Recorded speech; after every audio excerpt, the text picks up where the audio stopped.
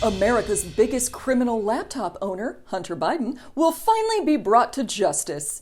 His reign of terror ended when the feds stormed an office phone and called up his lawyer to make a plea deal. Hunter has agreed to plead guilty to not paying taxes on time or being honest on a form when buying a gun. Republicans were elated by the news until they found out what the charges were. Then they got really quiet and made some calls to their accountants and then changed some forms to be under their wives' names. Now let's talk about Hunter's dad, a guy named Joe. Lauren Boebert tried to get Joe Biden impeached this week. She didn't succeed, but she did reportedly get into a catfight with Marjorie Taylor Greene. Now, there's no video of the confrontation, so we're going to do a little dramatic reenactment of what was reported with the help of master thespian Jen Hasten. Jen, I bid a good morrow to you. Good morrow to you, gentle lady. All right, Jen, you'll be playing Lauren Boebert, and I will play Marjorie Taylor Greene. Shall we? Red leather, yellow leather, rubber baby body bumpers, and back to zero.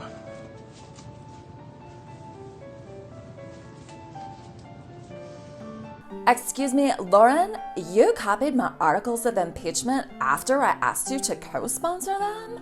I didn't even read your impeachment thing. You know I can't read, Marjorie. Girl, I have donated to you. I have defended you, but you've been nothing but a little bitch to me.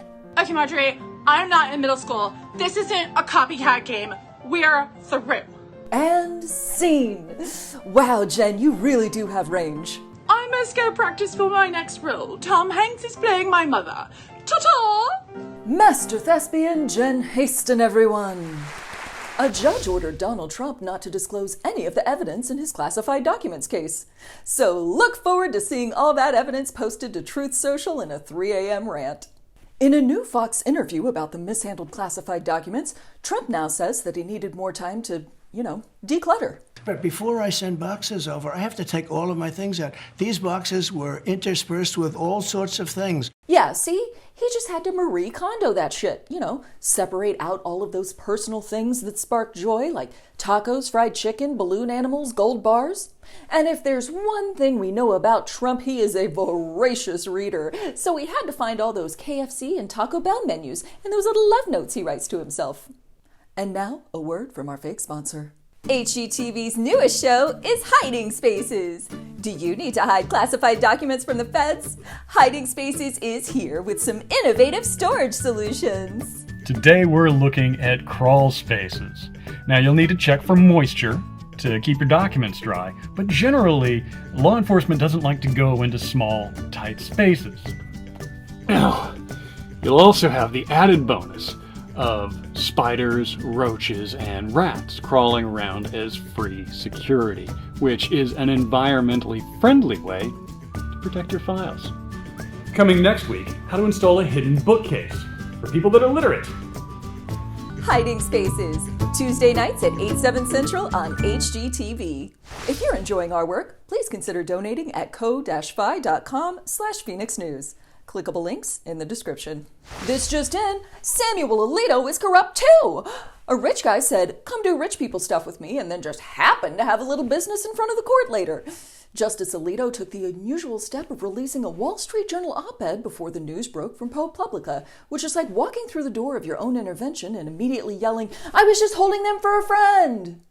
Republicans want to ban universal free meals for school children. This follows the success of their last effort to help children, killing Bambi's mom. Texas Governor Greg Abbott has signed a law that bans, quote, sexualized performances in front of children. But the law is so vague that could mean almost anything. So we brought in our Chief Morality Correspondent, Ben Violet, to help us figure out what's okay and what's not. Well, first of all, let me thank you for bringing me on as your morality consultant. As an immoral person, I've had to study morality very carefully to make sure that I am not it. Ben, my first question, is that outfit you're wearing okay under the new law? Let me tell you exactly why this outfit is not okay. First of all, loud print. A loud print always says, "Hey, look at me. Pay attention to me." Pride is the cardinal sin. Immoral. Second, pink chore coat. You can tell from my slightly soft boyish features and the tiny bit of stubble that's creeping in that I may have been assigned male at birth. Wearing pink on top of that makes people wonder, what's going on? Anytime you wear anything that implies a question about the contents of your pants. Immoral. Not okay. Certainly not okay. What if Tan France said it was okay? The French are not moral. What if men wear a pink shirt but it's not during Breast Cancer Awareness Month? I think we need to go a little step farther on this one because I don't think men should be thinking about breasts. As an apron enthusiast, will I be existing in some sort of cross-dressing quantum state? With aprons, you just want to make sure that you're staying in your lane. Aprons are very job specific. You've got grilling aprons over here. You've got baking aprons over here. I think we know which one belongs to whom. And if you happen to be a male who enjoys baking, just make sure you're wearing a grilling apron. Can children still view the Nutcracker Sex Ballet? Ballet is never acceptable. Immoral. What about Hooters? Can kids still go to Hooters?